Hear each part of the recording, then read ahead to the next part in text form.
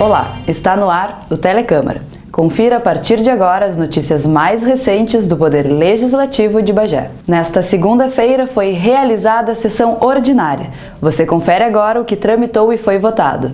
O Legislativo aprovou o projeto de lei de autoria do vereador Antenor Teixeira, do PP, que acrescenta a Expofeira e a Semana Crioula no calendário de eventos oficiais do município. A iniciativa depende agora da sanção do prefeito Dudu Colombo. Tramitou em segunda discussão o projeto de lei de autoria do vereador Carlinhos do Papelão, do PTB, que amplia a gratuidade do transporte público para pessoas com 60 anos. Também passou em segunda discussão pelo plenário o projeto de lei de autoria da vereadora Sônia Leite, do PP, que estabelece ao Poder Executivo enviar à Câmara relatórios trimestrais com planilhas orçamentárias com os valores dos investimentos das obras no município. Os dois projetos devem ser votados na próxima sessão, quinta-feira. As obras na Câmara, de reforma do plenarinho, de estrutura para a instalação de um elevador e da rádio web estão em fases de conclusão. Confira. No canteiro de obras do Legislativo bagense, a fase mais importante é de instalação de um elevador, que resolverá um problema histórico na Câmara, que é a falta de acessibilidade. Para as pessoas idosas, para as pessoas com deficiências físicas e também para o uso geral aqui da casa, e vai facilitar. O elevador tem capacidade para 8 pessoas, temos um prédio antigo, um prédio que com certeza não tinha acessibilidade. Então nós como vereadores e nós como Poder Legislativo que cobramos tanto acessibilidade de outros órgãos, seja lojas, bancos, também do poder público, nós temos que dar exemplo. As obras começaram em 7 de julho. O túnel do elevador ficou pronto no final de agosto. A empresa fabricante estima que até o final de outubro o elevador estará em pleno funcionamento. A estrutura da rádio web e a reforma do plenarinho estarão concluídas até o final da próxima semana. Porém, a rádio web ainda precisa de equipamentos para o funcionamento. Conforme Armando Ferreira, responsável pelas licitações da Câmara, não tem data definida para a aquisição dos equipamentos. O presidente da Câmara ressalta que as obras só foram possíveis devido à política de redução de gastos adotada na sua gestão. Nós temos um orçamento para trabalhar todo o período, todo este ano. E dentro desse orçamento, se nós não fizéssemos todas as economias que foram feitas, em todos os sentidos, desde a luz nós economizamos, como nas diárias dos vereadores, como na redução do valor das diárias, com certeza nós não teríamos condições de ter feito a obra do elevador e tantas outras reformas aqui, inclusive também o aumento salarial dos funcionários do quadro, como também o Vale Alimentação. Fazer as obras, fazer aquisições novas, como também computadores para todos os gabinetes. Na TV Câmara também fizemos um investimento alto, onde nós podemos comprar câmeras novas, equipamentos novos, para que as comissões possam ser televisionadas ao vivo, coisa que não era. A gente está fazendo todas essas melhorias aí que nós entendemos que vem em prol da própria população. O secretário da SMTC deverá vir na Câmara nos próximos dias. Os vereadores aprovaram na quinta-feira, dia 11, o requerimento que convoca o secretário municipal de Transporte e Circulação, Antônio Luiz Arla da Silva, mais conhecido como Bicho. A proposta é da vereadora Cláudia Souza, do PR, que vai explicar melhor. Vereadora, qual foi o motivo da convocação do secretário? Então, o objetivo da vinda do secretário até esta casa é para explicar algumas demandas e os assuntos pertinentes à sua pasta e também explicar algumas coisas à população de Bagé. Tem essas questões pertinentes a apreensões de animais, estacionamento rotativo, minis rotatórias e os próximos semáforos que estarão sendo instalados no município nos próximos dias. O secretário tem o prazo de 8 dias para atender a convocação. Novo site da Câmara é apresentado aos vereadores. Desde maio, a Câmara tinha apenas um site provisório, enquanto o novo era elaborado. Na sessão ordinária desta quinta-feira, dia 5, o novo site oficial do Poder Legislativo de Bagé foi apresentado aos vereadores. O diretor da Impulso Soluções Digitais, empresa que desenvolveu o site, disse que a novidade será o espaço dedicado à TV Câmara. Além da programação do canal legislativo, o site vai viabilizar a visualização dos programas. A ferramenta também poderá ser acessada por dispositivos móveis, tablets e smartphones. O site ele conta com as principais funcionalidades da Câmara. Em primeiro lugar, nós temos a TV Câmara, né, que é talvez o melhor patrimônio hoje em dia da Câmara de Vereadores, que é uma maneira das pessoas visualizarem a Câmara através da internet também. Para quem não tem net, uma TV de assinatura, a internet disponibiliza isso aí.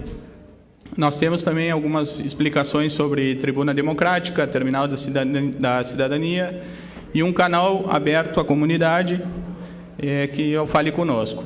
Mas um pouquinho mais abaixo nós temos também a integração com redes sociais, para que quando nós tivermos os canais, tanto de vídeo quanto o próprio Facebook, temos um canal de legislação e portal da transparência. Tá? Essa é a cara do novo website da Câmara de Vereadores. É um site extremamente resumido, é um site objetivo, em que todas as pessoas que acessam a internet terão condições de achar as informações. Nós utilizamos tecnologia de primeiro mundo nesse website e vamos evoluir ele para uma plataforma ainda melhor. O endereço do site que facilitará o acesso às informações do Legislativo é www.canvebagé.rs.gov.br. Comissão de Saúde encaminha denúncias da UPA ao Ministério Público. Em visita às instalações da Unidade de Pronto Atendimento, UPA, a Comissão de Saúde e Meio Ambiente da Câmara apurou denúncias relacionadas à infraestrutura das instalações, como problemas na rede geral do sistema de oxigênio e falta de acesso à sala do raio-x. A comissão fez um relatório e, após a reunião dos integrantes, que ocorreu nesta quarta-feira às 11 horas da manhã, os vereadores encaminharam as denúncias ao Ministério Público. Mais irregularidades nessa unidade da UPA, que nem foi inaugurada e já está prestando atendimento à população, e nós estamos encaminhando uma denúncia ao Ministério Público. O Ministério Público está aqui nas minhas mãos, nós vamos protocolar no Ministério Público essa denúncia para que o Ministério Público, as nossas autoridades competentes venham tomar ciência do que está acontecendo dentro da nossa cidade, porque nós não podemos fazer vistas grossas. Conforme o presidente da comissão, Edmar Fagundes, do PRB, há também queixa de funcionários de uma empresa terceirizada responsável pela higienização do local que estão com os salários atrasados. Não podemos nos omitir ou nos furtar aos fatos que têm chegado a esta casa, fatos concretos, provas concretas de uma empresa que deixou de pagar o salário dos funcionários, 31 funcionários. 31 funcionários que estão sem alimento em casa, funcionários que estão sem o vale transporte, tem que estar puxando dinheiro do bolso, às vezes nem tem, funcionários que estão tendo a conta de luz cortada, enfim, estão vivendo na precariedade. E a empresa decretou falência. Não estou aqui dizendo que o município é culpado, negativo. O município passou para a empresa. A empresa, então, vinha agindo, eu vou colocar assim, agindo de má fé. Nós vamos acionar o nosso Ministério Público e eu espero que haja uma agilidade, que haja uma coerência do nosso Ministério Público no que diz respeito a esses cidadãos. A Prefeitura, em nota, informou que já se reuniu com os representantes dos trabalhadores. Os recursos foram devidamente repassados à empresa de higienização. Sobre o sistema de oxigênio, foi aberta uma licitação para a instalação da central. Comissão de Direitos Humanos ouve o diretor técnico e a advogada da Santa Casa para obter esclarecimentos sobre a morte de Wagner Lima. A morte de Wagner Lima em 24 de janeiro pôde ter sido por negligência médica, disse o presidente da Comissão de Direitos Humanos da Câmara, Geraldo Saliba, do PTB. O jovem se envolveu em um acidente quando trafegava de bicicleta no corredor do Butica e colidiu contra uma carroça. No mesmo dia, Lima foi atendido e encaminhado ao pronto-socorro, onde fez raio-x e foi liberado. Após, no dia seguinte, teria voltado ao hospital com fortes dores e novamente foi liberado. Só na terceira vez que retornou ao pronto-socorro, foi marcada uma tomografia e antes de fazer o exame, acabou morrendo. O motivo seria uma parada cardíaca ocasionada por uma perfuração no intestino. A comissão havia convidado na semana passada a provedora da Santa Casa de Caridade, Cledinara Salazar, e a administradora Yara Ustarros para a reunião desta quarta-feira, dia 3. Compareceram, apresentando os convidados, a advogada do hospital, Márcia Melo, e o diretor técnico Nestor Bueno. Eles alegam que não houve negligência, porque o paciente foi atendido e que, em caso de acidente, o paciente pode não apresentar sintomas na hora, por isso deve ser acompanhado. Houve negligência médica?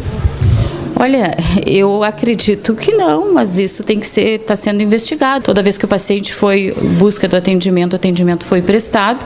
Infelizmente, aconteceu, de ter vindo ao óbito o paciente. Foi um acidente, como bem explicou o nosso diretor técnico. Na verdade, existem consequências que não aparecem no momento, que vêm aparecer após, mas isso é uma questão técnica, que só o médico ou a perícia pode apurar. A polícia já está investigando? Nós tivemos conhecimento que a polícia está investigando, inclusive já ouviu os profissionais que prestaram atendimento ao paciente, mas a Santa Casa ainda não foi ouvida. A advogada disse também que o hospital não poderia disponibilizar o prontuário para a comissão. Nós temos que primar pela privacidade do paciente. Então, o prontuário, pela própria Constituição Federal, que assegura o direito da privacidade dele, ele só pode ser liberado para o próprio paciente, para um familiar próximo, quando o paciente não existir, ou, em caso de litígio, ao judiciário. A comissão pretende conseguir o prontuário através de um familiar da vítima.